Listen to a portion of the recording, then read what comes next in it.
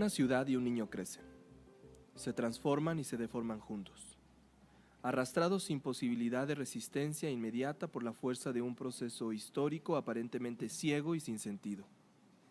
Vidas individuales y existencia colectiva dominadas por la frustración y la impotencia que el escritor descubre en su propia Ciudad de México.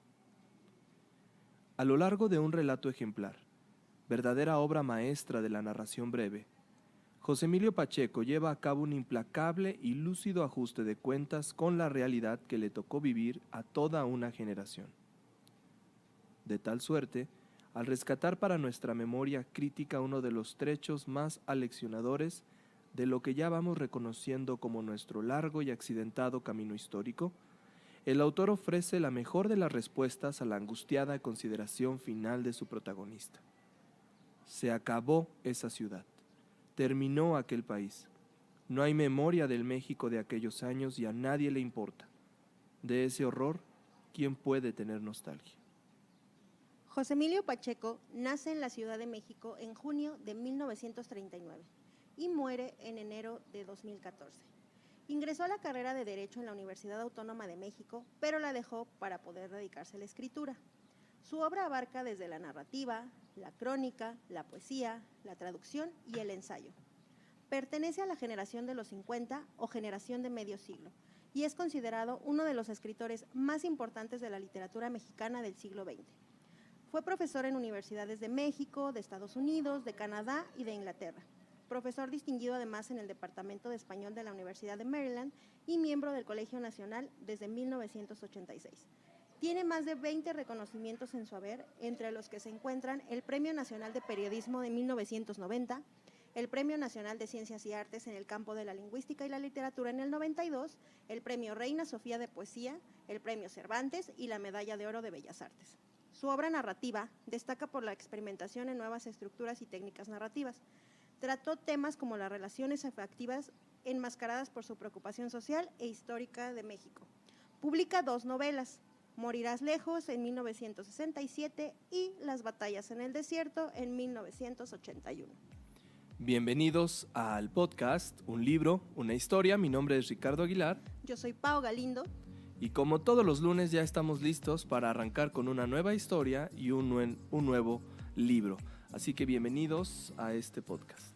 Y pues como ya vieron, ya escucharon, vamos a hablar de un libro súper cortito, pero que es reconocido como uno de los libros más importantes que ha dado México a la literatura, que es el libro de las batallas en el desierto de José Emilio Pacheco, que yo te preguntaba ahorita, llegamos a grabar y de hecho vi que la edición de Ricardo es diferente a la mía.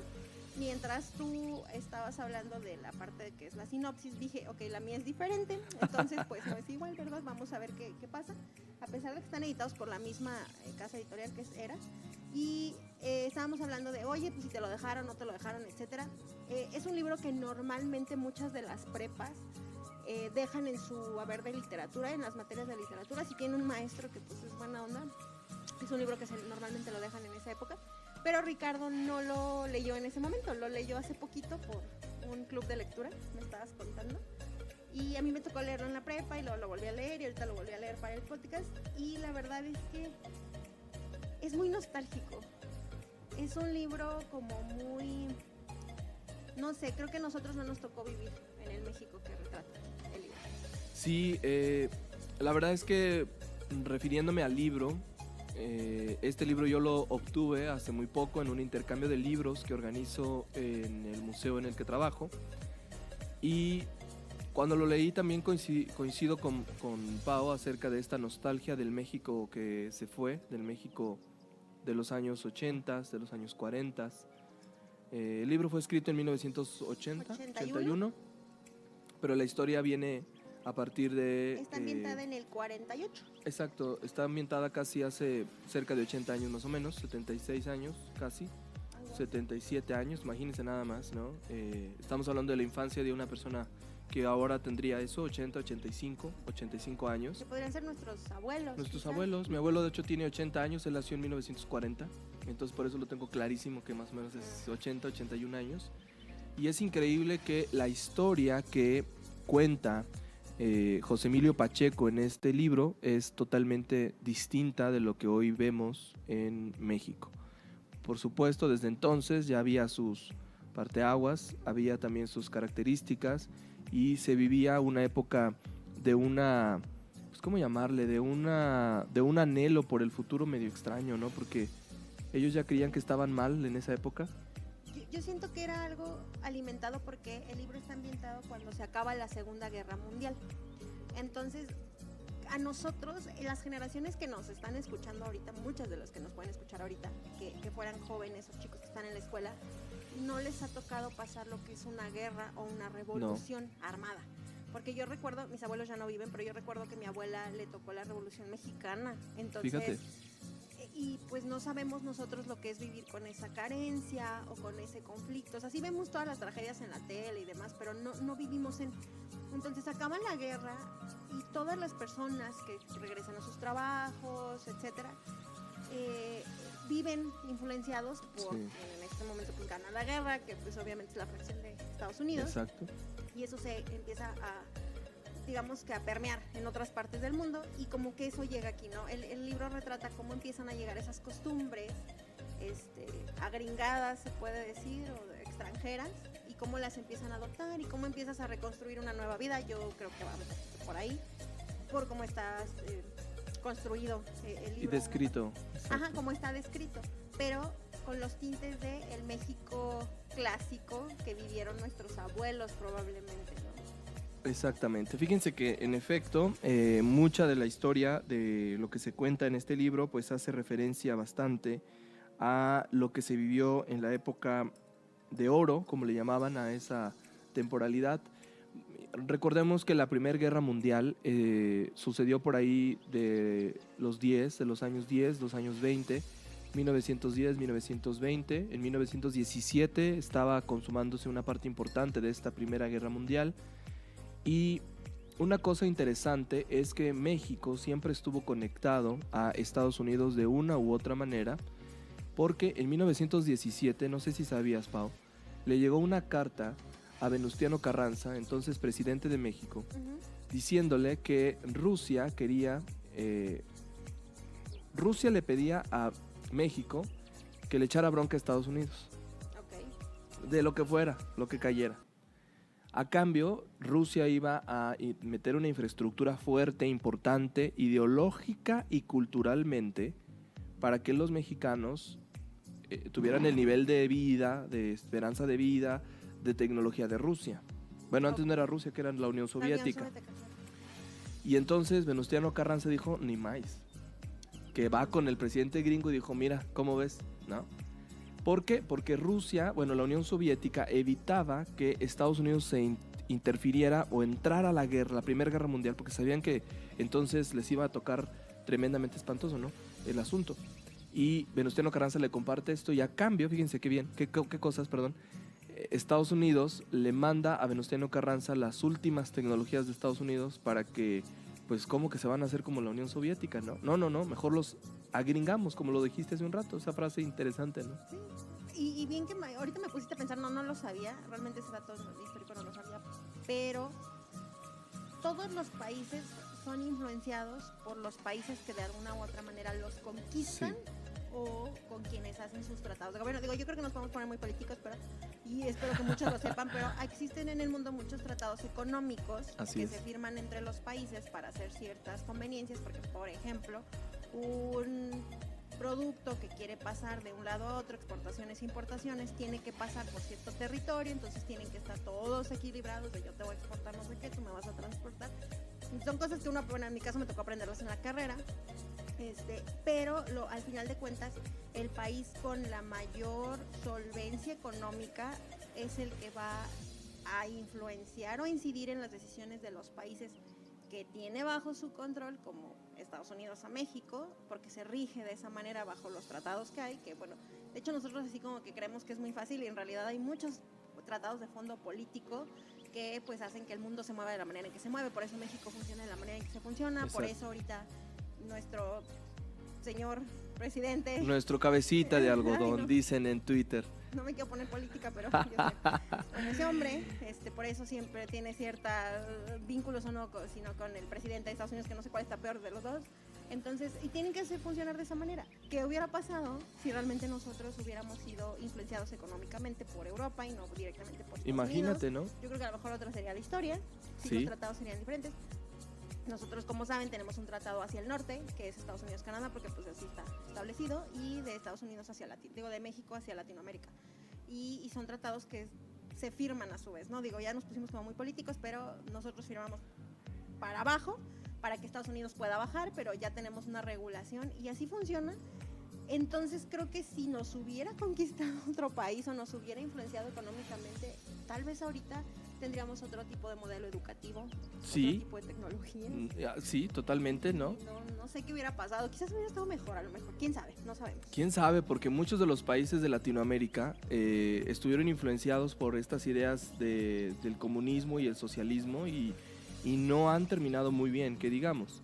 No significa que estemos a favor del capitalismo o el famoso neoliberalismo, que nadie entiende, pero todo el mundo opina. Claro.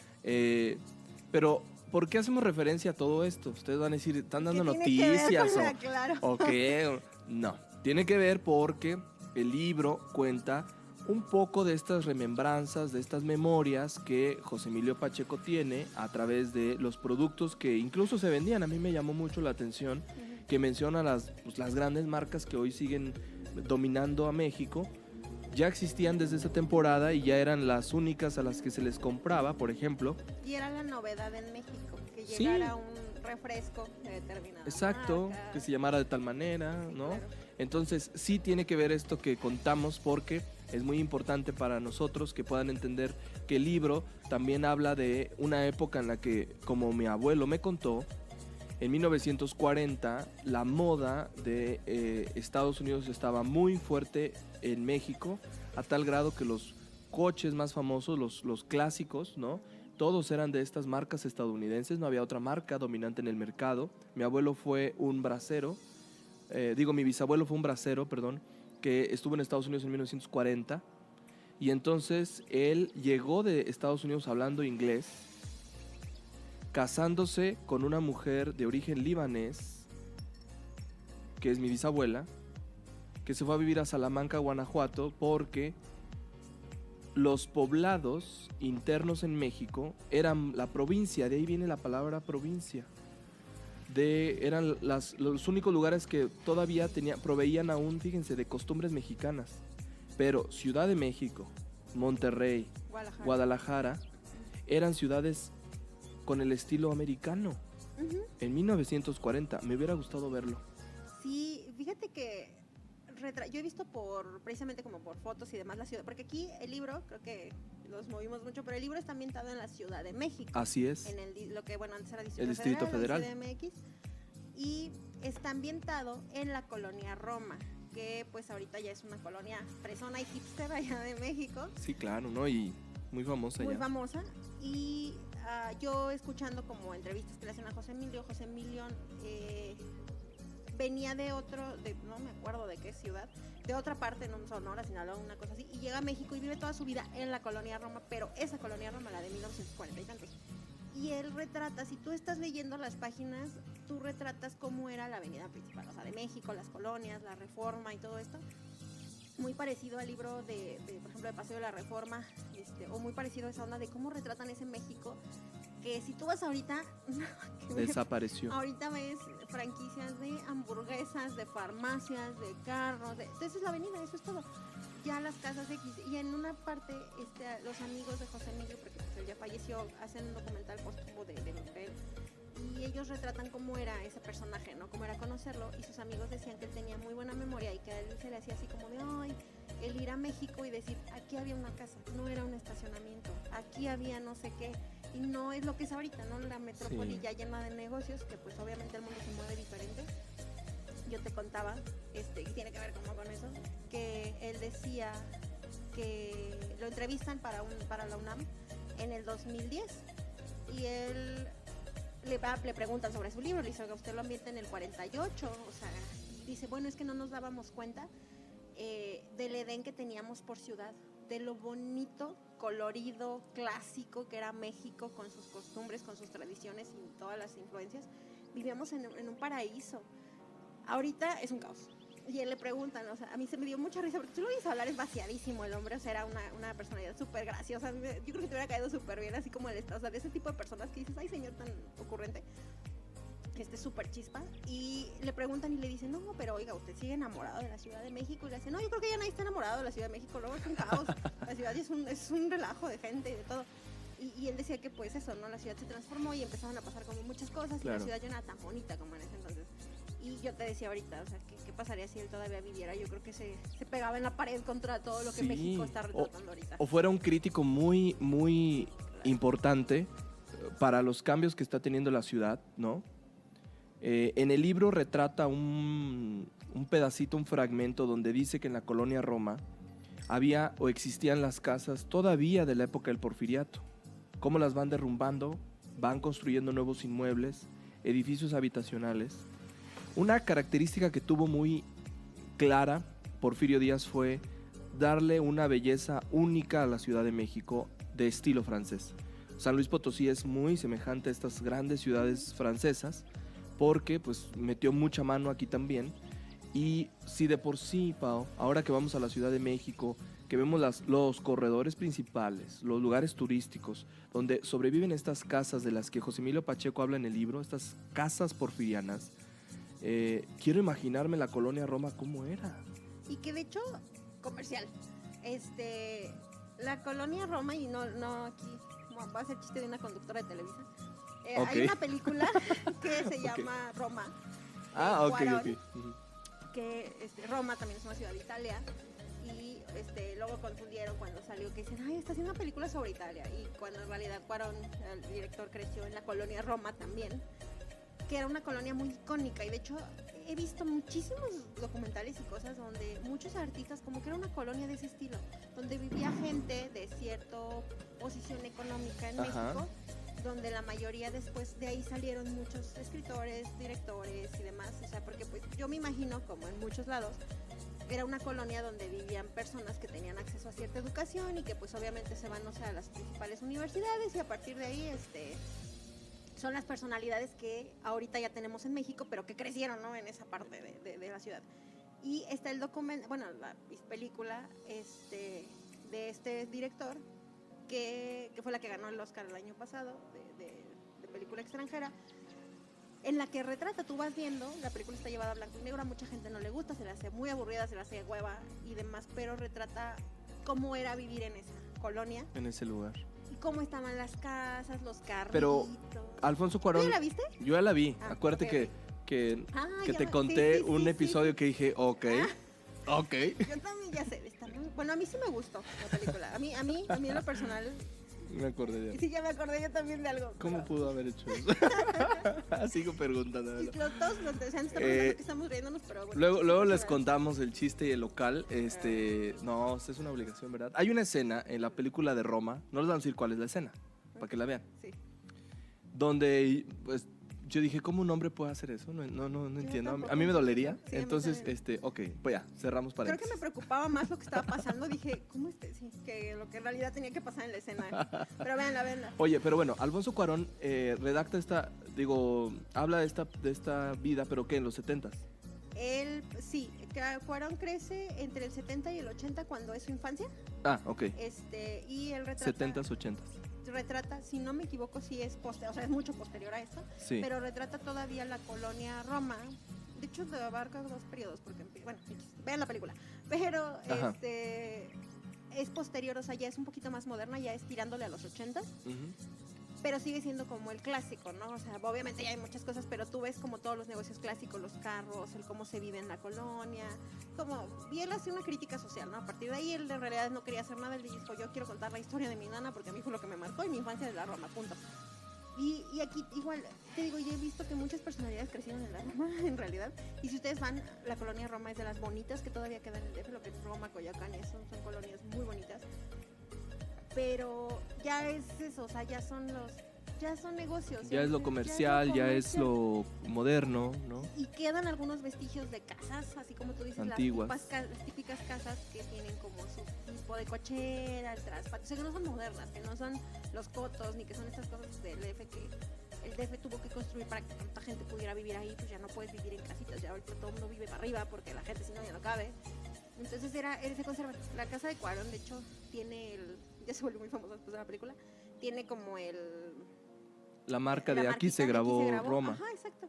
Y yo estaba stalkeando a José Emilio, y también está la casa en la que él creció, estaba en Zacatecas, y en el libro se habla de una casa en Zacatecas, y él dice, no es la misma casa, no vayan ahí, pero yo me inspiré porque yo crecí en la calle de Zacatecas en la Roma, sí. Primero crecí en Guanajuato, luego en Zacatecas, son calles, no ciudades, son las calles de ahí de la colonia, tienen nombres de estados. Y él decía que se inspiró en eso, en las casas en las que él vivió, ¿no? Porque dices que ustedes no pueden entender, y les dice a los chavos de la UNAM, es que ustedes no pueden entender cómo está, porque ya no es así. Fíjate que el libro arranca con ese tema. No les hemos dicho ni de qué se trata. No, es lo que estoy viendo. El libro arranca con ese tema porque te va contando José Emilio que pues la colonia en la que él está es una colonia donde vive personas de clase media. Muchos de estos personajes que estuvieron llegando a la colonia provienen de países como Israel y algunos países árabes, en particular de Siria, de Líbano. Durante esa época, en la Segunda Guerra Mundial, muchos de los países europeos absorbieron a una buena parte de los habitantes de África, pero no a los árabes. Había un conflicto muy serio, imagínense, la Segunda Guerra Mundial, los judíos y los árabes, ¿no? Musulmanes y judíos, entrando a Europa. Si de por sí Adolfo Hitler era lo que buscaba, exterminar a los judíos, y estos judíos entrando a los países europeos no tenía sentido. Entonces lo que hizo México fue abrir las puertas a estos grandes barcos que traían consigo a las familias de esos países. Entonces se establecieron, según el libro, en la colonia Roma. Así que dice José Emilio que durante las tardes, en los recreos, jugaban a árabes contra israelitas. Uh-huh. Y se supone que es una referencia muy inteligente porque el título del libro de las batallas en el desierto alude a dos cosas. La primera, que en 1948, que es cuando está ambientado el libro, se culmina la formación del Estado de Israel en aquellos países. Cuando ellos hacen eso, que es pues la unificación y toda esta onda, porque sabemos que hasta la fecha siguen los conflictos, entonces alude como a eso en el trasfondo, porque habla como hasta del color que es la tierra, y los niños aquí, como convivían con niños de diferentes países, jugaban a esto de, como tú dices, árabes contra israelitas. Contra israelitas, y era un juego como, quiero yo pensar, como las atrapaditas or something like that para nosotros, no sé. Ajá. Pero jugaban en el receso, y entonces por eso se formaban las batallas, porque tú tomabas un bando de uno u otro. Y como el patio de su recreo era de piso rojo, por eso ellos se les afiguraba la arena del desierto, y pues de ahí José Emilio hace como esta doble analogía, ¿no? Y se me hace como muy inteligente, porque el libro tiene bien poquitas páginas y un montón de referencias. Sí. Y bueno, las batallas en el desierto es un gran título, porque en efecto, como bien cuenta Pau, una buena parte de Israel, recuerden que en Israel están los lugares sagrados de 3 de las religiones más importantes del mundo: la de los judíos, la religión cristiana y la religión musulmana.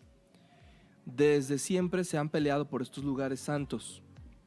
Hoy, por ejemplo, las 3 religiones conviven en un espacio delimitado por las propias autoridades de Israel, y los católicos no tienen permitido ingresar a los lugares santos musulmanes o judíos y viceversa. Los franciscanos, la orden franciscana, es la única propietaria de los lugares más santos de la Iglesia Católica, por ejemplo, y la Iglesia Copta tiene otras partes de los sucesos de la vida cristiana.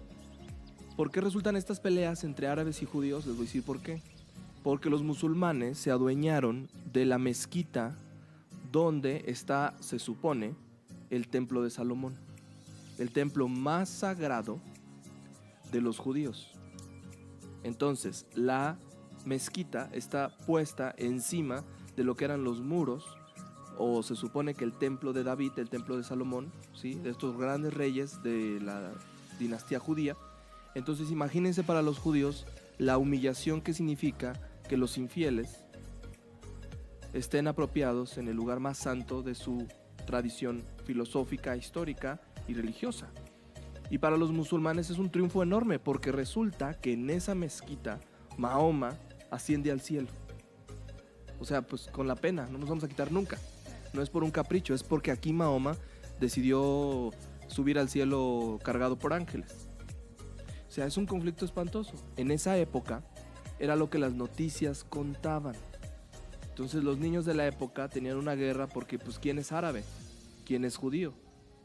Imagínense la colonia Roma con niños de verdad de origen judío y de origen árabe.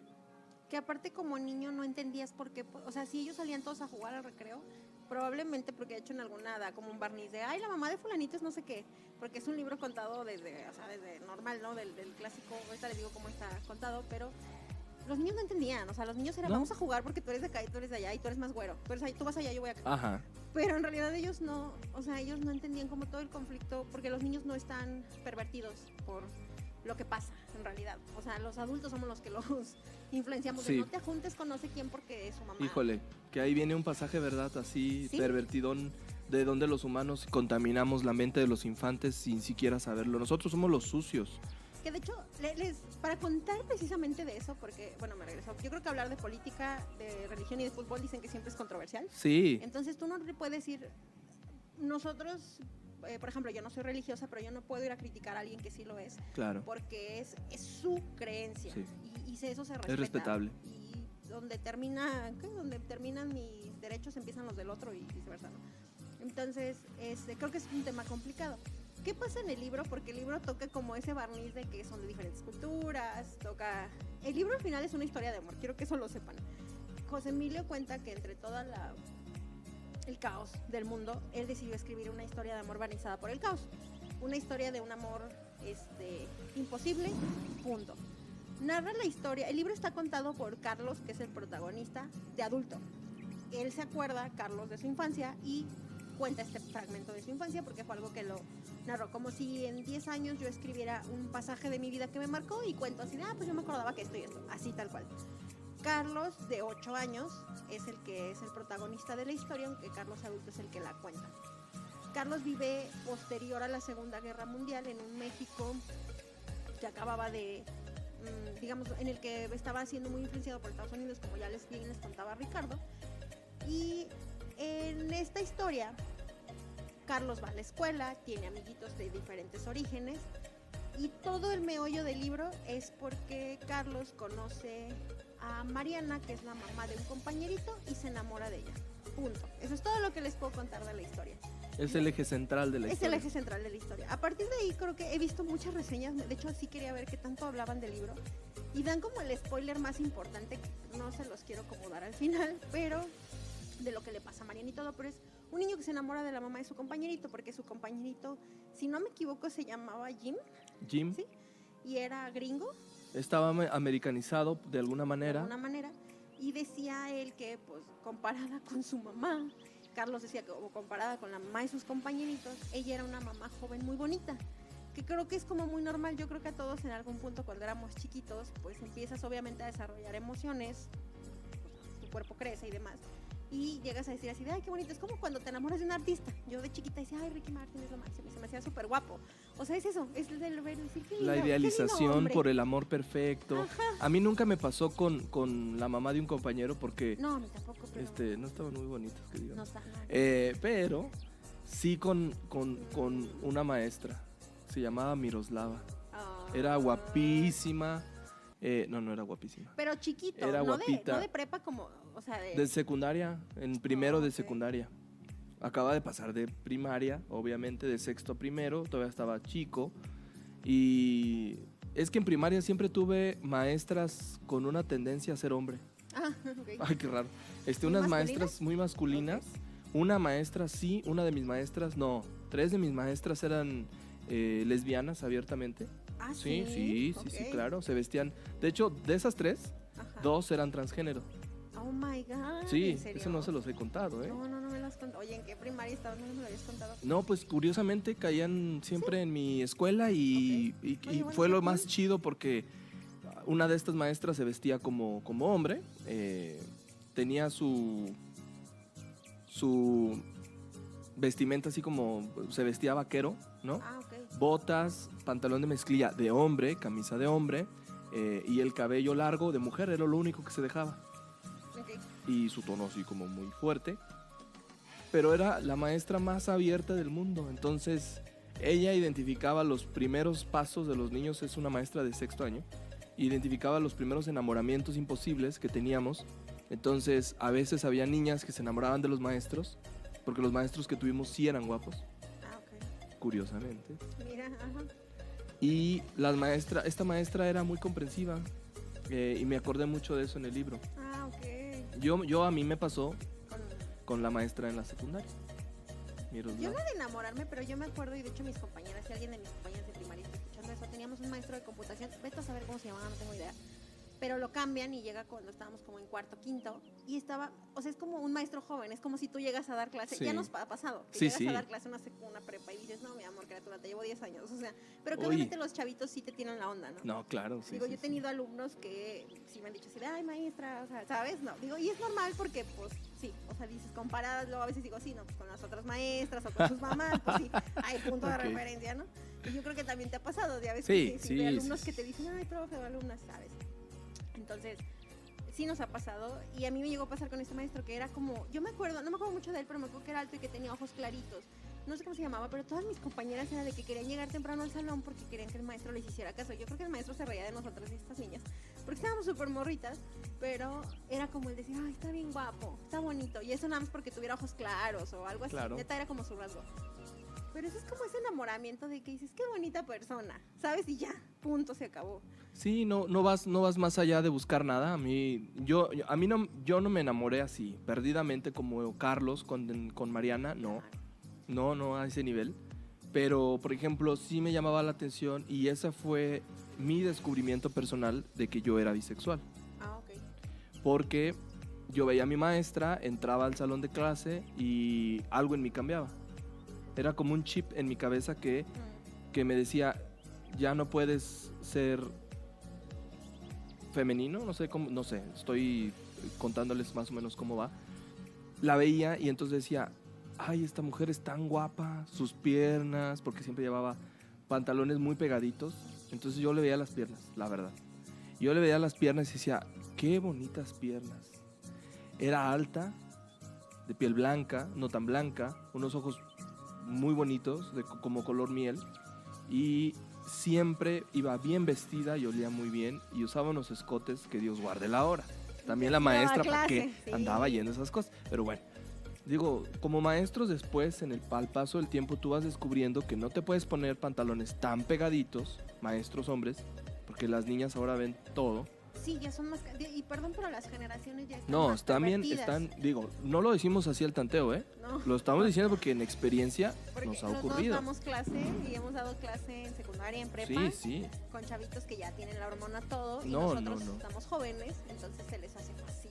No, exactamente. Y luego hay maestras que todavía se llevan la minifalda, Sí, el maestra, no escote manches. abierto a todo lo que da.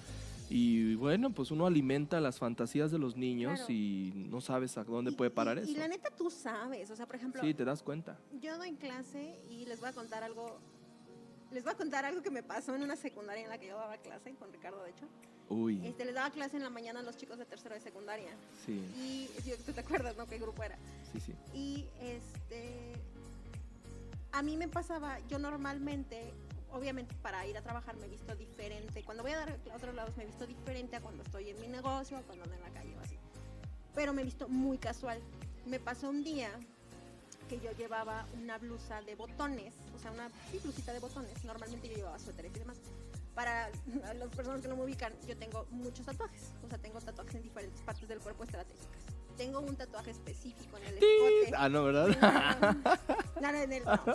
No, tengo específicamente un tatuaje en el escote, que sí se ve con cierta ropa. Ah, ok.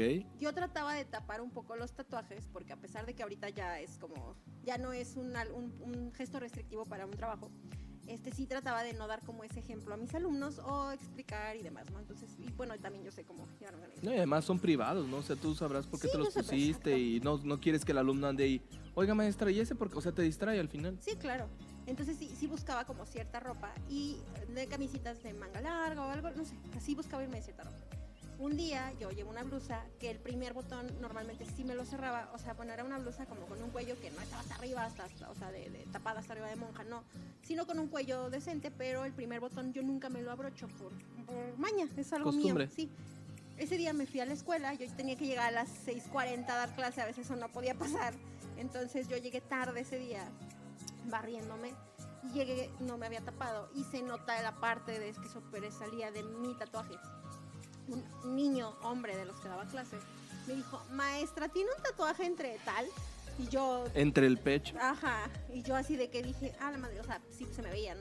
Y yo, sí, pero no le di como importancia. Y luego una niña me dijo, ay, ¿qué es? Y como porque ya me habían visto otros tatuajes, ¿no? Y yo les dije, no, pues existe tal, es esto, o sea, les expliqué cuál era. Obviamente no se los enseñé ni mucho menos, pero les dije qué era. Y luego me dice, no, que, o sea, como de que... me imagino yo, se desató su imaginación en el pensar así de, tiene un tatuaje así. Y ya obviamente hicieron como algún comentario como en doble sentido, no les hice caso, cambié el tema, sí les expliqué qué era y les dije, no, pues tal, y bla, bla, bla, y me preguntaron así de lo que llegaban los niños, que sí le dolió lo típico, cosas de niños, les resolví sus dudas y una de las niñas dijo, yo me quiero tatuar, y le dije, sí, le digo, nada más que yo me tatué cuando ya no vivía en mi casa, cuando yo era económicamente independiente, entonces el día que tú ya te mantengas, con todo gusto, hágase todo lo que usted quiera. Y se quedaron así de, bueno, pero ese es mi punto. Y los niños, y ya lo siguieron como haciendo comentarios, y los dije así como de, bueno, ya, o sea, párenle a su carro, pero dije, obviamente como niño te aseguro que estuvieron fantaseando toda la hora con el tatuaje, Híjole, ¿sabes? sí, que no pusieron ni atención por estar pensando, ¿cómo será el tatuaje? ¿Cómo será? Ajá. ¿Hasta dónde se lo habrá puesto? ¿Le habrá dolido el tatuaje? Sí, claro. Y al final de cuentas siento que la generación ya está así como muy... Sí, está muy despierta, está muy activa. Nosotros también fuimos así, no hay que olvidar que nosotros también estuvimos en secundaria y en esa temporada, pero quizá no era tan obvio como ahora. A lo mejor ahora en esa época nos guardábamos un poco nuestros comentarios y veíamos que la maestra traía un tatuaje o no sé, la faldita, pues tú nomás como que guardabas silencio y tú te hacías ahí tontito y seguías haciendo lo tuyo. Fantaseabas en silencio. Fantaseabas en silencio con la maestra y se acabó, ¿no? O el maestro, dependiendo de qué fuera. Y algo así pasa en este caso, porque Carlos se comporta como un niño tan enamorado que realmente lo sexual no lo ve, más bien él está enamorado, ¿no? Se brinca todo el tema de la sexualidad como tal. Creo que ni siquiera le pone mucha atención, porque pasan 2 o 3 escenas ahí curiosas que todos los niños van desarrollándose, pero no le pone atención. Él está enfocado en que es como el amor de su vida, ¿no?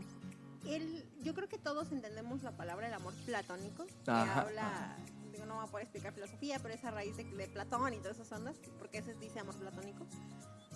Pero este amor idealizado que él descubre es un amor de decir, qué bonita está, ¿no? Qué diferente está mi mamá, punto. Y cuando él, creo que esto sí lo podemos contar, cuando él decide expresar o se descubre o platican y demás que pues él tiene este enamoramiento con alguien que no es de su edad, todos los adultos entran en un caos. Sí. Caos tal que, no, sin darles spoilers ni nada, pero él, por ejemplo, lo mandan casi que exorcizar a la iglesia y a mil cosas. Y yo sentí que los adultos son los que pervierten la emoción de Carlos. Sí, totalmente. Como adulto, totalmente de acuerdo. Tú generas, incluso nosotros, ¿no? Si por ejemplo una sobrina mía o alguien me dijera, tía, es que se me hace bien guapo no sé quién, si yo lo veo con morbo, yo le voy a cambiar la idea de cosas que debo decir. O sea, yo le puedo decir, no, porque esto, porque entonces, porque es adulto. Y probablemente la niña ni siquiera lo hubiera pensado, como Carlos en el libro. Entonces son todos los adultos metiéndole ideas y dándole ejemplos así de, y entonces ya pasó esto, hiciste esto. Y Carlos ni en cuenta. O sea, él nada más decía que estaba bien bonito. Él solo está enamorado de Mariana y no piensa en nada más que me gusta, es todo. Y la familia de Carlos es una familia de la época conservadora, ¿sí? Tiene otro hermano que se llama Héctor, que es el rebelde de la familia. Y entonces este hermano pues tiene un historial, por ejemplo, de que durante las madrugadas se levantaba desnudo al cuarto de las sirvientas e intentaba violarlas. Lo toca muy ligero, como si fuera algo muy natural o muy normal en la época. Me preocupa que lo haya descrito así. Pero es que... Porque, no sé si te fijaste, pero al final la familia descubría que este hermano quería violar a las sirvientas, ¿no? Incluso trae unos pasajes muy curiosos ahí acerca de que lo intentaba y no lo lograba. Ah, sí. Y al final corrían a la sirvienta por provocativa. O sea, qué fuerte. Y ese era el ejemplo del hermano de Carlos, pero Carlos no estaba influenciado por Héctor, por su hermano. Él era independiente de esas cosas. Y que de hecho creo que en algún punto están decidiendo si lo mandan o no a dormir con Héctor, porque como Sí, porque diciendo pues así es de, pervertido. eres pervertido por pensar en alguien. Y tú dijiste algo ahorita, lo tocan muy a la ligera en el libro. Quiero comentar que muchos libros de la época, muchos de influenciados de literatura de esos años, que se escriben en esos años y que leemos ahorita, tocan muchos temas así de una forma natural. Porque, perdón, pero las violaciones, las cuestiones de maltrato, machismo y todo, siempre ha existido. En diferentes circunstancias, pero ha existido. Pero ahorita ya se volvió un tema muy diferente. O sea, ahorita por la sociedad en la que vivimos, si tú, alguien, un escritor, osa hacer esto de esta manera, va a ser satanizado. Sí, claro. Estamos en una línea tan frágil de hacer mención a esto que cualquier palabra equivocada que digas puede ser usado en tu contra terriblemente. Y cuando tú, como nosotros este podcast, cuando tú sueltas un tweet, una publicación, una palabra en una nota de prensa o lo que sea, ya se vuelve de dominio público lo que dijiste. Sí. Y ya ahorita, yo lo que siento, y lo platicábamos mucho, yo siento que ahorita ya la gente no puede opinar porque donde opines estás mal. Sí. Tú no puedes. Yo te comentaba un caso de unos bloggers, de unos youtubers que me gustan, que decían, a ver, discúlpame, pero es que es mi opinión. O sea, yo así creo. Yo no puedo pensar igual que tú. Se nos ha olvidado que podemos opinar del tema que nosotros deseemos, queramos, y si nuestra opinión está equivocada, el problema es nuestro, ¿no? No necesariamente significa que... sí, acá ya saben, siempre con oye, a veces yo tiro la cuchara, a veces ahora te tocó a ti. Es que quise opinar, quiso opinar y se le tiró el café. El café encima, pero... poquito café. Pero sí, yo pienso que muchas veces tenemos opiniones y la gente no sabe respetar las opiniones porque cree que tiene derecho de juzgar al otro, pero estamos equivocados. Recuerden que una ley importante de la vida es que cada quien es responsable de lo que piensa, de lo que hace, de lo que crea. Nadie más. Y estás en tu derecho de hacerlo como quieras. Claro. Y mientras no afectes a eso de otras maneras. Por ejemplo, pongo el ejemplo de los bloggers. Uno de ellos dice, yo no quiero tener hijos, no me gustan los niños. Which es muy válido. Yo, Paola, opino exactamente igual y todo el mundo me dice así de, pero trabajas con niños. Sí, pero yo no Pues quiero sí, pero es propios. diferente a tenerlos. Claro, y punto. Y o sea, yo no estoy haciéndole daño a nadie no queriendo tener hijos. Entonces es mi opinión, es mi sentir, yo sabré qué es lo que vino y no te puedes poner a juzgar así de no, pero es que estás mal, porque, ¿sabes? O sea, ni me pueden juzgar a mí ni yo puedo juzgar a alguien que quiere decir, ay, ¿sabes qué? Yo me quiero casar y quiero tener 25 hijos ahorita en esta época, etcétera. Entonces yo siento que mientras no hagas daño a nadie con esas opiniones, atacando y demás, mientras tú seas tu sentir y todo está perfecto. Y el libro, hablando de eso, y que tocábamos al principio antes de empezar a prender micros, toca bien por alrededor la doble moral de las personas. Híjole, tema complicadísimo. Aquí voy a decir algo provocativo y te van a juzgar. Y me van a juzgar y no me importa. La Iglesia Católica, escúchenlo. A ver. La Iglesia Católica, en el gobierno de Benedicto XVI, a él le decían, el apodo era el perro de la fe. El perro defensor de la fe, porque representaba que todos los dogmas, es decir, las cosas en las que se creen, tenían que ser respetadas por ley. Estamos hablando de que Benedicto entonces estaba en contra del aborto, la homosexualidad, pero el eso creo que todo el mundo divorcio. lo sabe, ¿no? Que era un Claro. papá bien... Ahí va. Llega Francisco y él es liberal. Y él dice, no se les puede juzgar a los homosexuales porque estén casados juntos, porque vivan juntos o porque sean homosexuales. Porque al final son criaturas de Dios. Punto. Aquí les va mi opinión controversial. Que la iglesia diga que los matrimonios entre personas del mismo sexo están prohibidas Está bien, ¿Por qué? porque es un dogma. Si tú eres partidario Ok, de ajá. una religión, de un partido político, hay una doctrina. Ajá, claro. ¿Qué significa la palabra doctrina? Como este aleccionamiento que te dan de lo que significa. Esto está constituido así. Significa, entonces adhieres.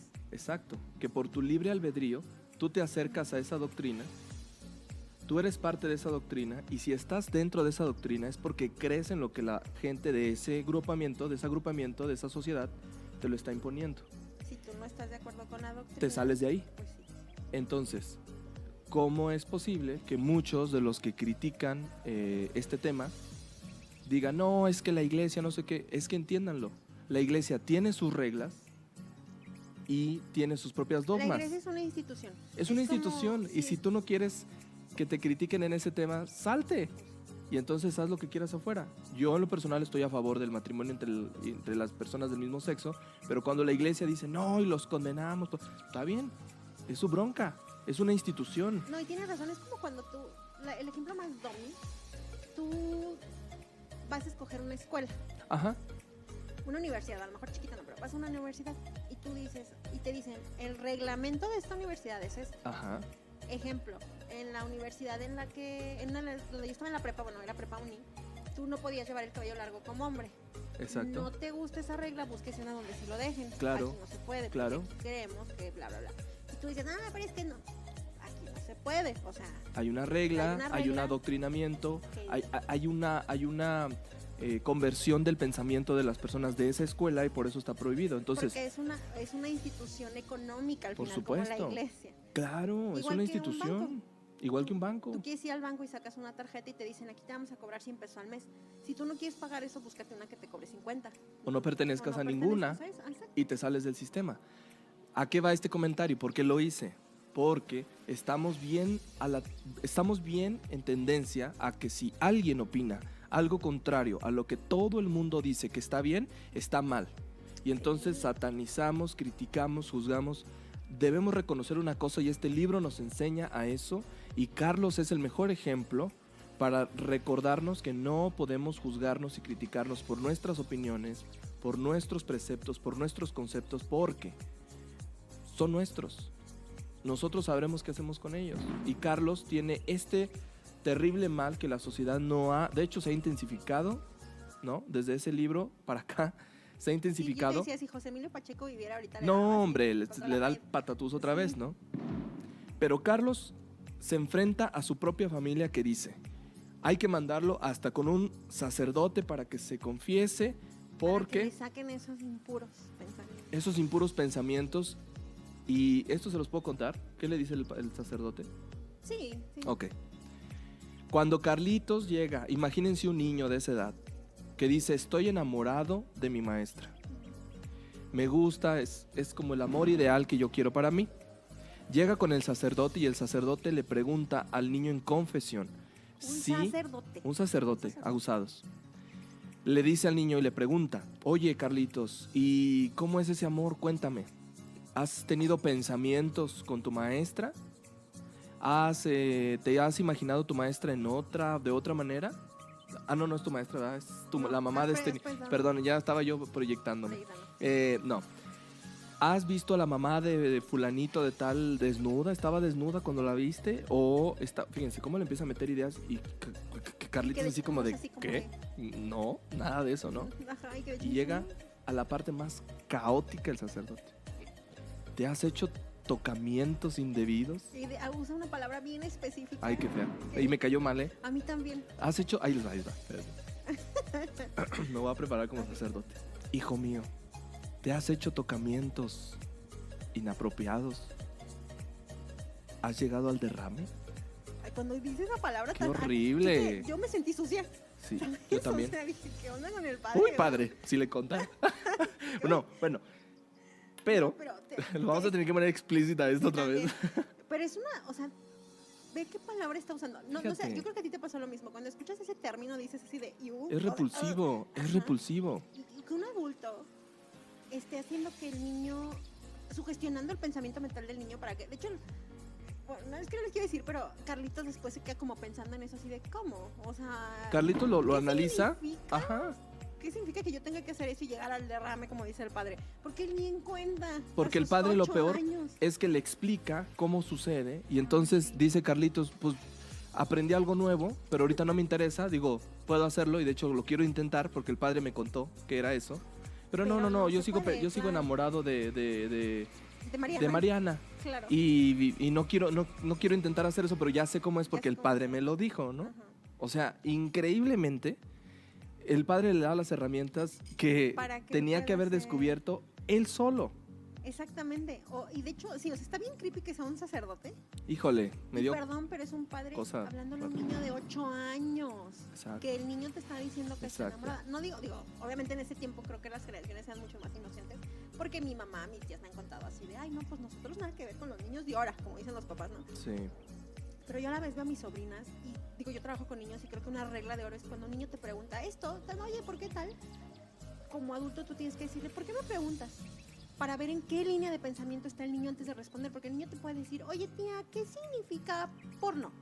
Y si me dice y yo me agarro y le doy una perorata, yo no sé si el niño nada más vio una palabra que no tiene, o sea, y nosotros ya como adultos ya escandalizas y dices el niño vio y entonces la escuela, a mí me pasa porque tengo niños a los que les doy clase y a veces los niños sacan una palabra, una tontería, una canción de YouTube, entre niños se comunican y los papás llegan espantadísimos y pasa algo. Los papás ya, no, es que no vea, que no hable, que no diga, que no toque y dices, espérame, sí está bien que no sepa esa información a su edad, pero tienes que darle las herramientas para que él se defienda precisamente de estas situaciones. Por supuesto. Una herramienta informada. Yo creo que alguien, en el caso de Carlos, como bien lo dices, Pau, en el caso de Carlos tuvo una mala entrada al mundo de la sexualidad masculina porque no fue nadie de su contexto. Por ejemplo, cuando yo me enteré de lo que descubrió Carlos con el sacerdote, yo lo descubrí por uno de mis compañeros de secundaria. Porque él me contó y me dio una idea más o menos de, ¿tú no has hecho esto? Y yo, no. Qué interesante suena eso. Y ya. Pero en mi propio contexto, ¿sí? Y para mí estuvo bien y fue tan natural porque realmente todos los niños de secundaria pues empezábamos con esa exploración del cuerpo y nos íbamos contando los secretitos que te vas sin malicia, de oye, no, descubrí esto y se siente chistoso, ¿no? Pero en el caso de Carlos, imagínate que un sacerdote le explica cómo va a recordar Carlos cuando sea más grande eso que haga todo el tiempo porque está dentro de su naturaleza sexual y que diga, un padre fue el que me lo contó. Ay, me da cosa, a mí me da cosa, ¿no? Claro, y que a lo mejor lo hicieron sin intención porque les digo, Carlos lo llevan hasta con el loquero y todo el mundo pervierte sus pensamientos de tal manera que él en algún punto es como de, pues yo estoy mal y bueno, pasan muchas cosas en el libro de cómo lo alejan de ese enamoramiento. Con el psiquiatra lo satanizan todavía más, ¿no? Habla de las pruebas estas de los dibujos del Rorschach, ¿no? Sí, que fueron muy famosas en la época. Y también como psicólogo como que no, o sea, todo el mundo lo trata desde muy frío, es como porque de hecho igual tampoco es spoiler, creo que está el psicólogo junto con otro doctor, no me acuerdo qué es, y están hablando de él y que él dice así de, estoy aquí, o sea, me daban ganas de gritarles, no están hablando con el aire, estoy aquí sentado enfrente de ustedes y están diciendo, no, es que este niño está mal, está loco. Y yo no tengo nada de eso, yo solamente estoy enamorado de Mariana, sí, punto, ¿no? Y aparte, como niño a veces no entiende, o sea, si él decía, está bonita, o me gusta Mariana y todo, creo que obviamente no era novela, pero el libro pudo haber sido tratado de una forma diferente, sí. ¿No? Las emociones de ese niño. Y que es ahorita, y ese es el punto, todos fuimos niños. Todos pasamos por algún precepto parecido, crecimos con a lo mejor con costumbres determinadas, con amigos parecidos, o sea, todos al final tenemos nuestra propia historia de infancia y esa definitivamente que nos marca para el futuro, pero también es una oportunidad para demostrar, para ver que como adultos no podemos seguir ejerciendo las mismas actitudes que los adultos ejercieron sobre nosotros cuando éramos niños. Y quizá eso es lo que se ha hecho que la sociedad sea pues tan mega diversa como lo que es hoy, ¿no? Y es complicado como ahorita, creo que yo te lo conté llegando y quiero tocar ese punto con lo de Carlos. Prendes las noticias y todo es caos, destrucción, o el presidente haciendo una tontería, o los gobiernos no sé qué, y de repente el titular es o el narco, o los secuestros, o la falta de no sé qué, o la muerte, o la enfermedad que ahorita está de moda. Hay un titular siempre, ¿no? Y uno desplaza al otro y tú me decías, es que la nota roja Vende. Y no entendemos, o sea, hay un mundo atrás de de político, económico atrás de todo esto. ¿Qué pasa tomando el ejemplo de Carlos? Yo creo que no estamos en la posición, y te lo comenté el día que estábamos comiendo, platicando del libro. Sí. Estamos educando niños que van a vivir en 10 años, en 20 años, que van a ser los que van a guiar económicamente al país. Voy a tocar el tema y me voy a regresar con la nota roja y con algo controversial que salió de la semana pasada y de muchas cosas que he visto. Lamentablemente, otro suceso que pasó fue que aquí en México asesinan a una niña, que secuestran a una niña de una escuela, bueno, la sacan de una escuela y la matan y la encuentran torturada. A raíz de eso, y te lo digo porque yo trabajo con niños, muchos papás, sin que a lo mejor San Luis sea como el contexto igual, muchos papás entran en alarma caótica de ahora todos los niños corren peligro, lo cual sí, pero no. Y como papá quieres que tu hijo viva en una burbuja de cristal, protegido de todo lo que está pasando afuera y que no le pase nada. Me pasó que esta semana dieron de baja a un alumno de la escuela porque no, es que ya no lo voy a dejar ir a clases extras, porque pues si lo dejo ir a clases extras y no lo cuidan y capaz que se lo roban. Y días de la mamá, respetable, ella sabrá. Y a mí me pasa porque pues tengo sobrinas y tengo todo esto y todo el mundo entra en alarma. Yo platicando con una amiga y platicando contigo, yo les comentaba que, y hablando un poquito de lo de Carlitos, nosotros como adultos somos responsables de lo que los niños piensan. Está nefasto y está fatal que estén pasando este tipo de cosas en la sociedad, pero nosotros como adultos, tú tienes una hermana, tenemos que ayudar a los niños a que creen una mentalidad en la cual ellos puedan decidir sobre las situaciones y que sepan defenderse. Y tenemos que educar niños seguros. No porque en la calle sea insegura, les vamos a meter miedo para que salgan a la calle. Yo te preguntaba cuando platicábamos del libro si tu hermana todavía salía a la calle. Y tú me contestaste que no, que Ari no salía. No, ya no sale. Nunca ha salido a la calle con sus vecinas. Hay vecinas de su misma edad, 10 años, 11 años. No se conocen, no se hablan, se ven como extrañas cada vez que salen a la escuela. ¿Cómo podría mi hermana intentar defender a otra niña si ni siquiera sabe cómo se llama? Y aparte, te digo, yo siento que a lo mejor no estamos en posición de, órale, Ari, vete 5 cuadras de aquí a como a nosotros nos tocaba, ¿no? Yo te comentaba si tú ibas a las tortillas y te No, decía, yo sí, claro. me aventaba en la bicicleta hasta el periférico de mi casa. O sea, estamos hablando de 20 cuadras solo. Sí, yo también me mandaban. Y 8 años, 10 años. Mis amigos eran mis vecinos, ¿no? Hoy nos seguimos saludando, ya están muchos, están casados, tienen hijos, tienen familia. Y es padre voltear a vernos. Yo te contaba incluso que una parte de la creatividad que tengo para generar historias en mi cabeza es por mis vecinos, los papás de esos niños, porque ellos me motivaban dándome libros de leyendas, de cuentos, para que yo se los leyera, porque era un buen narrador para sus hijos. Y nos juntábamos todos en la calle y los papás siempre nos vigilaban. Entonces, hoy eso no pasa. No, o sea, yo digo, yo siento que es como proteccionismo de hacia los niños. Y yo quería, o sea, yo comentaba, yo sé que las épocas son totalmente diferentes, pero yo me ponía a pensar porque yo decía, bueno, o sea, a lo mejor no tengo el cargo de cómo le hicieron o cómo tal. Igual, para que nos conozcan. Yo crecí, yo vivo únicamente con mujeres. O sea, mi mamá es divorciada, mi mamá por necesidad era una persona que tenía que trabajar todo el día para mantenernos a mi hermana y a mí, somos 2 mujeres, yo era la más grande. Y se ayudaba de una tía, también mujer, que también dependía pues primero del trabajo y luego del cuidado de mis abuelos. Mi mamá tenía que confiar en que nosotras saliendo de la escuela nos fuéramos a la casa, literal, o que si íbamos a algún lado regresáramos. Algo chistoso, mi tía, que ya es de la edad de mi mamá, le tiene mucho miedo a cruzar las calles o las avenidas, porque ella pues la inculcaron de cierta manera cuando era chiquita y no salía mucho a la calle. Mi mamá no, mi mamá es así de compra y pásale. Mi mamá desde muy pequeñas nos tenía que subir al camión, nos tenía que bajar del camión, nos tenía que trasladar y mi mamá siempre nos decía, y fíjate bien, y aquí los carros, y no sé qué, y no sueltes y todo, y nos daba una serie de instrucciones para que tuviéramos herramientas para defendernos. Mi mamá nos mandaba y me decía así de, te vas a subir aquí al camión, te vas a bajar acá, y me daba la bendición y sígale, ¿no? Y mi mamá decía, es que era la necesidad de ese momento. Yo no me podía dar el lujo, o sea, ni siquiera teníamos carro. Decía mi mamá, ¿cómo? No te voy a privar de que hagas las cosas. no tengo carro, ¿cómo te muevo?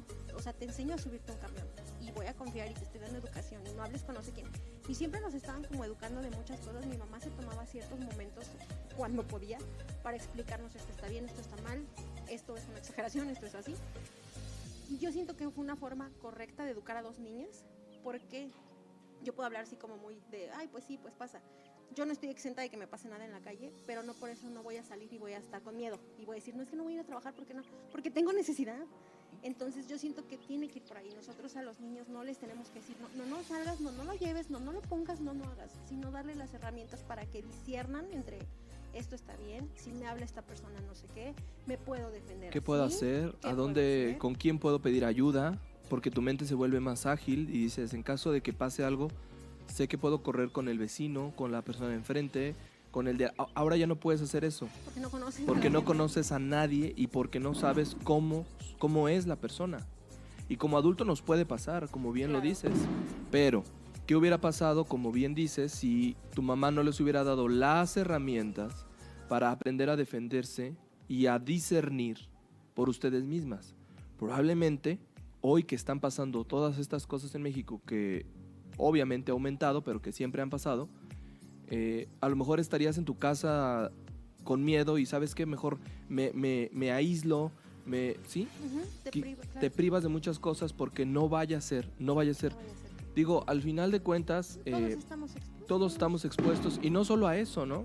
Si escuchan truenos, que hay fiestas patronales aquí seguramente de algún santo y ya saben que por más que se les dice que ya no se utilice la pólvora para estas cosas, no tiene sentido la verdad utilizar la pólvora para estas festividades, pero bueno, lo van a escuchar ahí de fondo porque estamos en una cafetería como siempre estamos aquí en el centro histórico, pero bueno, regresando al tema, en efecto, es complejo. Yo creo que a mí me pasó lo mismo, muy semejante también.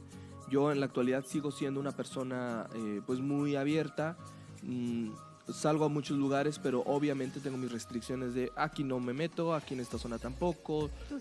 Yo voy sabiendo, ¿no? Como que con quién podemos, no sé, tomar alguna medida, etcétera. Y creo que los niños que ahora están tan resguardados, tan custodiados, que viven en una burbuja, va a ser muy complicado que en algún determinado momento puedan tener una vida más abierta. He escuchado a mis ex alumnos, 18, 17, 16, 15 años, que toman la vida como tan a la ligera porque no miden los riesgos ni las consecuencias, pero es parte de esta burbuja de sobreprotección. Una de dos, o de plano nunca haces nada o te alocas porque tienes 5 segundos de libertad. Y entonces hay que aprovecharla al máximo, porque la vida es explotarla al máximo porque mañana te mueres. No necesariamente es así. No, y mi mamá nunca me deja salir, y que si salí, esto. O sea, y no aprendes como a dosificar, ¿sabes? O sea, de que dices, bueno, pues... A tener discernimiento sobre lo que quieres hacer como niño, porque yo recuerdo, tenía 12 años y decía, bueno, si voy a las tortillas por esta calle, no, mejor me voy por acá porque allá está muy solo. Y un niño a lo mejor ahora, si a esa misma edad, si tú lo mandas, pues se le hizo fácil caminar por la calle sola porque pues no tiene discernimiento, porque la familia no le ha dejado discernir. Sí, y aparte, como esta medida de, como digo, cosas básicas, como cruzas la calle, si te habla una persona, ¿qué vas a contestar? Los niños ahorita que viven pegados a las redes sociales y que hay papás que dicen, no, yo le checo todo, celular, libreta, niño y todo, y dices, sí, pero no, también enséñalo que tú confías en él, porque si confías en él, o sea, es como toda una cuestión de lo que hablábamos en capítulos pasados, pero como adultos una de dos, tú o de plano los sobreproteges para que vivan en una burbuja y tú mismo crees que lo que ellos están viendo, diciéndote, o me ha pasado es que la canción menciona tal palabra y el niño yo creo ni en cuenta, y como papá tú eres el que te alarmas y es que ya pensó mal y es que dijo y es que usó, y entonces en vez de explicarle qué significa y ayudarlo a que empiece a tomar un criterio y una cultura, que ya no la escuche, tápale, quítale, ponle, no dijo, y tú dices, no, espérame, explícale, o sea, sí va a entender, ¿no? Los niños son súper listos. Dale una herramienta, siéntate con él y dile, pero ¿qué pasa? Como papás a veces ya no se toman el tiempo, yo lo veo a veces con mis sobrinos o yo lo veo con alumnos, y a veces los alumnos, yo creo que te ha pasado, a veces mejor corren con sus maestros o con alguien de confianza. Sí, para auxiliarlos. Pues mi mamá ni me pela. No, y aparte a lo mejor hay cosas que no puedo hablar con ellos porque no me van a entender, porque me van a juzgar. Mejor le digo a usted que sí es más abierto y entonces la responsabilidad se la dejan a otras personas cuando deberían de ser los propios padres los responsables de sus propios hijos. Y sobre todo, por ejemplo, en este punto sexual, a ti te ha pasado y a mí también, se me han acercado infinidad de alumnos y demás a Dudas, preguntarte preguntas. temas sexuales que... Y a veces los escucho y me da tristeza, compasión, porque no saben lo que están haciendo. Y tristemente debería de estar un papá, sobre todo ahora que ya estamos más abiertos. Ahora que estamos más abiertos, los papás podrían estar como mucho más cercanos con los hijos, ¿no?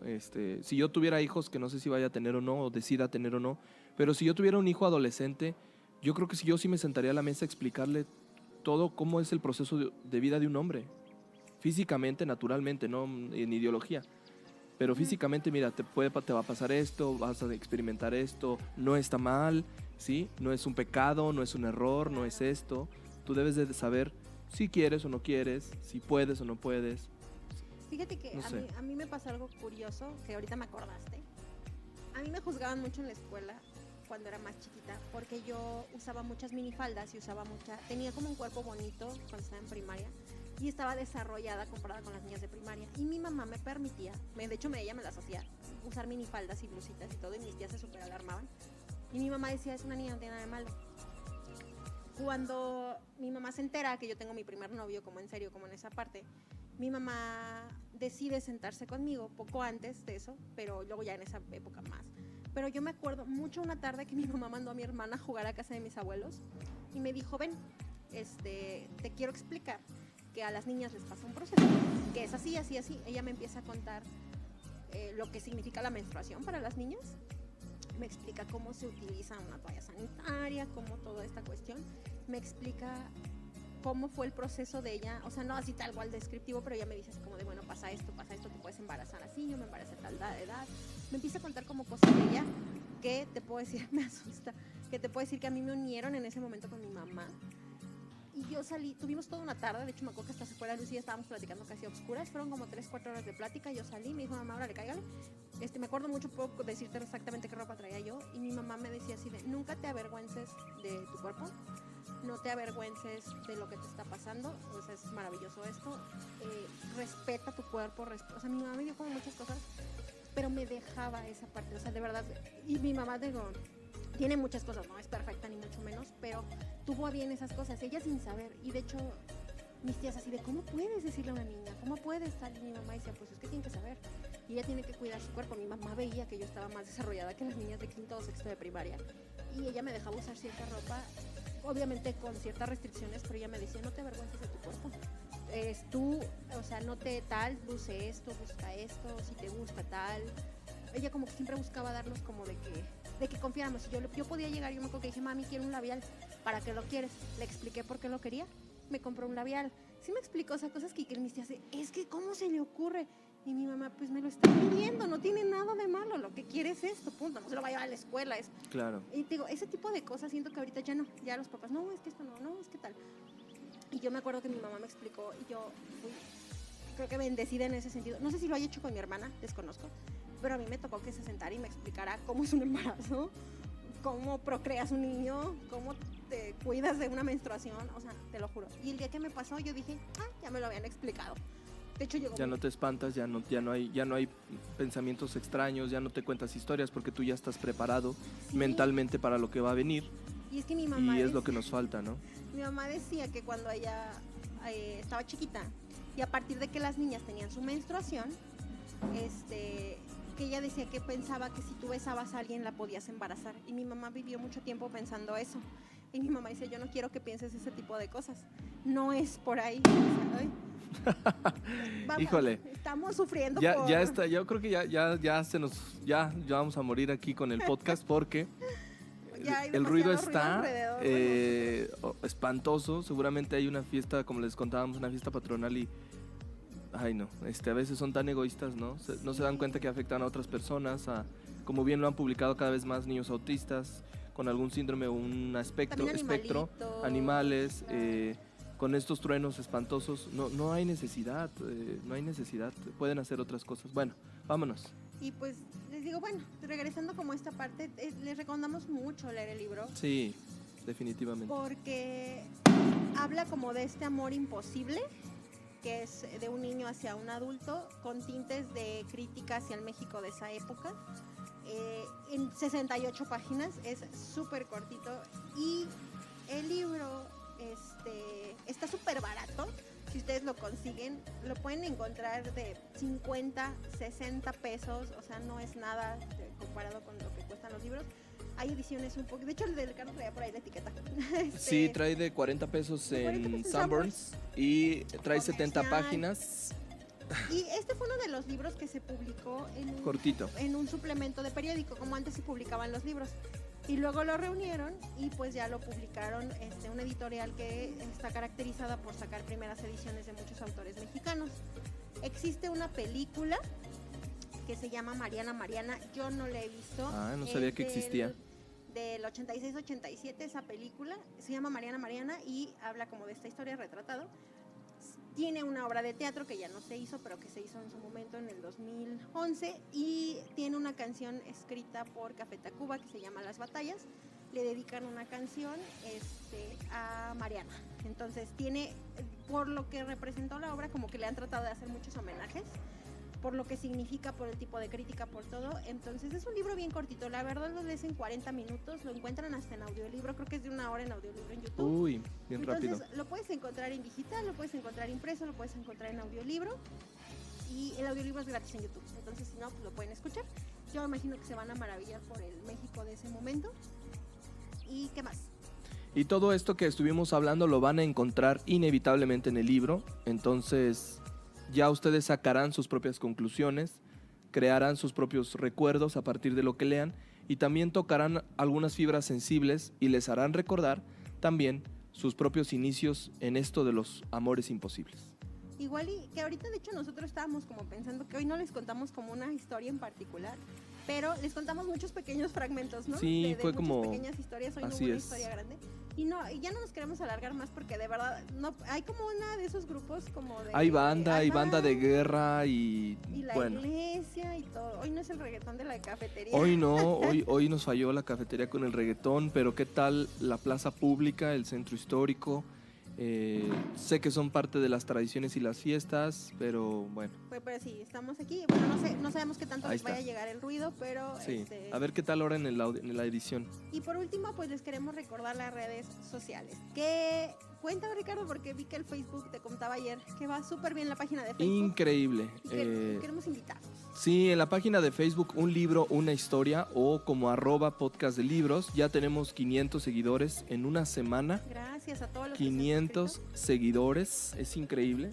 Sí, ya pronto van a encontrar como las ligas a las publicaciones que tenemos en las otras redes y las ligas a los episodios dentro del podcast. Pero muchas gracias a todas las personas que nos están siguiendo. Y de hecho no la vi, yo ayer te mandé así como de Ricardo, mira esto, exactamente. Ajá, y se me hizo como súper lindo porque la verdad pues obviamente hay mucha gente que sigue porque le gustan los libros, que es el objetivo de este podcast. Y también queremos que nos sigan en las otras redes sociales, en Twitter y en Instagram nos encuentran como Un Libro, Una Historia o @podcast de libros. A mí me encuentran en Goodreads como Pau Galindo, en todas mis redes sociales como Pau Galindo o @soy_Pau Galindo. A Ricardo, ¿cómo te encuentran, Rich? Yo en Instagram estoy como ABNRick, en Goodreads estoy como Ricardo Aguilar Martínez, ahí vamos escribiendo nosotros nuestros comentarios acerca de los libros que estamos leyendo. Yo estoy súper atrasado con los libros, que no estoy posteando acerca nada de los libros en Goodreads. Estoy con muchísimo trabajo en el museo en el que estoy y la verdad es que no me ha dado mucho tiempo, pero me prometí darme esta semana para ir compartiendo ya los 9 libros que he leído, ¿no? Ya llevo 9 de mi reto de lectura de los 35 libros, ¿cuántos dije? No me acuerdo. 36 libros que yo me prometí que iba a leer. Ya llevo 9, pero no los he posteado, entonces voy a darme un chance. Yo los posteo cuando los acabo. Ajá. Y de hecho me sorprendí ver, creo que estoy ahorita estoy leyendo 3 libros. Normalmente yo nunca leo uno solo, normalmente leo entre 2 y 3 en diferentes formatos, dependiendo del humor que traiga, y eso me permite avanzar. Pero estaba viendo, yo me puse un reto súper corto por mi bloque del año pasado y le puse 20 libros y voy, creo que si no me equivoco, publiqué mi libro 7. Y como estoy leyendo más para el podcast y todo, estoy casi a la mitad de mi reto lector y eso me hace muy contenta porque estamos a casi marzo y yo ya voy a la mitad, ¿no? Entonces, y dijiste que no, pensabas que no la ibas a hacer, que este año a lo mejor no leías tanto. Ya sé, y no, vas súper rápido también, entonces los invitamos a que se unan a este reto lector y pues bueno, vámonos. Entonces, este es el episodio y los invitamos a que nos sigan escuchando en Un Libro, Una Historia. Nos vemos la próxima semana. Bye.